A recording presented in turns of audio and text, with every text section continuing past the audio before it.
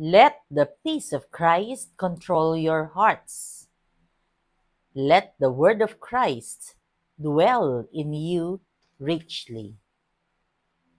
Blessed are those who fear the Lord and walk in his ways. Blessed feast of the Holy Family of Jesus, Mary and Joseph. We praise and thank you, dear God, for the gift of today. We praise and thank you for the blessing of family. Maraming salamat, Panginoon, dahil kami ay mayroong pamilya. At lahat kami ay galing sa pamilya. May pamilya kami na regalo mo para sa amin.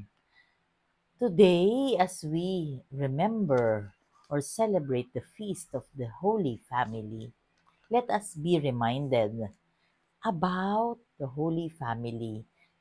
The best gift that God has ever given us is Jesus. And the second best is the Holy Family. At nawa tayo ay makakuha ng at mga aral galing sa Holy Family na ito.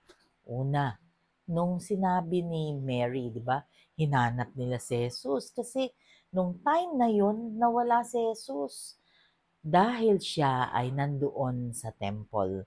Siya ay nagtuturo sa mga tao at sinabi ni Mama Mary, hindi mo ba alam na nahirapan kaming hanapin ka?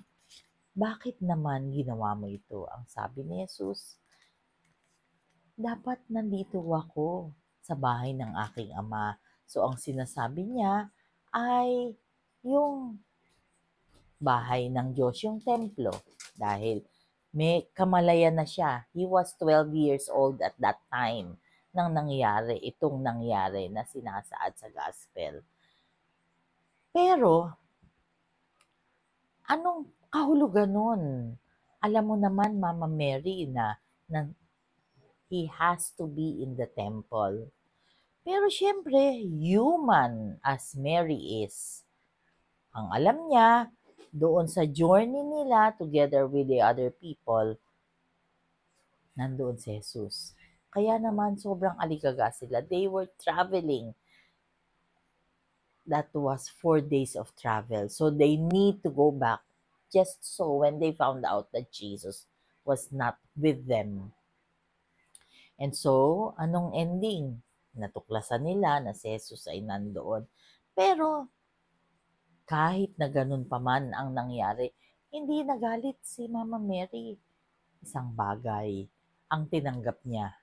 She kept everything in her heart. Isang bagay doon is nakapagpatawad siya agad-agad. Ang pagpapatawad sa pamilya is instant.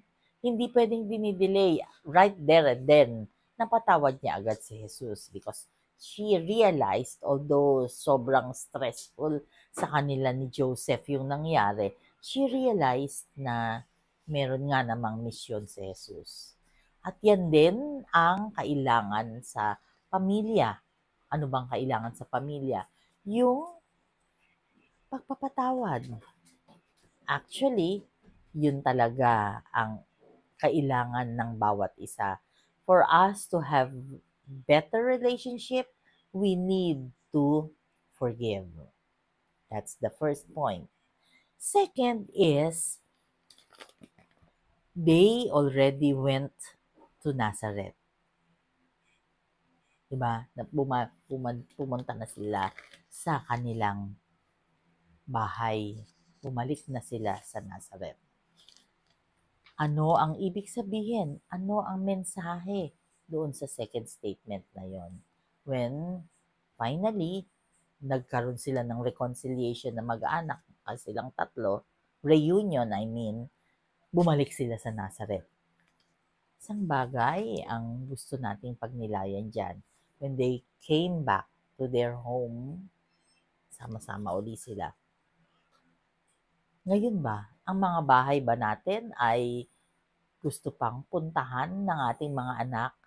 Is it the house na kung saan masaya sila mag-stay sa bahay na yan? isang realization. Ang bahay, pwedeng 75 inches ang TV, pwedeng may wifi, pwedeng kumpleto sa amenities. Pero yan bang bahay na yan ay pugad ng pagmamahalan ng pamilya? Come to think of it. Kanina nga, habang naghuhumili si Father, napaisip ako, si Matthew kaya, dahil nag-aaral siya sa UP Baguio, kaya ba siya nag-UP Baguio? Kasi ayaw niya sa bahay. Sa tingin ko, hindi naman. Pero tatanungin ko siya. Why? We come to realize na if our houses are nests of love, kagaya ng mga ibon, sa pugad nila bumabalik sila. Bakit? Kasi nararamdaman nila yung pagmamahal ng inahing ibon na nandoon sa pugad na yon. Sana ang ating mga bahay ay para ring mga nests kung saan ang mga ibon o tayo, mga tao ay masaya, nagmamahalan, at doon natin nare-realize ang pagmamahal ng ating mga magulang para sa ating mga anak. Gayon din, nawa ang mga anak in turn bilang ganti o bilang pagpapasalamat sa pagmamahal ng mga magulang sa kanilang mga anak, nawa ang mga anak din ay gumanti ng pagmamahal. Hindi pinag-uusapan dito kung how much love you can give, but natatandaan ko sa family encounter, hindi lang fair. Ibig sabihin, we need to exert extra mile. Diba?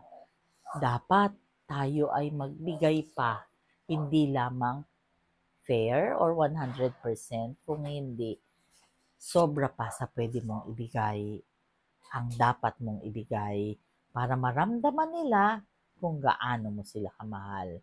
Remember, Christmas is not just for gifts. Christmas is not just for masasarap na pagkain, and New Year as well. It is all about the family. It is for the family and all about the family. Ano pa ang pwede nating pagnilayan sa Feast of the Holy Family? Hindi aksidente siguro na kahapon ay Niños Innocentes o ang pinagdiriwang kahapon is about the Holy Innocents, kung saan ang pinagnilayan natin ay yung mga unborn, yung mga babies na hindi nagbigyan ng pagkakataon na mabuhay dahil kinitil na ang buhay nila ng kanilang mga magulang. And now, it is the Feast of the Holy Family. Everything pertains to family. Tandaan natin, napakapalad natin kapag tayo may pamilya na, kasi napakalungkot maging mag-isa. Let us pray. Lord God, we are sorry for our sins, either of commission or omission. We pray for healing of those who are sick, those who are requesting for prayers, and those who are praying with us right here, right now. Panginoon, as we celebrate this season, may we not forget that the reason for this season is you. Ikaw po at wala nang iba. Please help us to be very loving in our families and help all of the families na sana, harinawa, ikaw po ang maghari sa bawat isang pamilya. Stay with us, for without you we are nothing, dear God. And please be with us always and in all ways. All this we pray in your mighty name through the intercession of our blessed Mama Mary. Amen. God bless.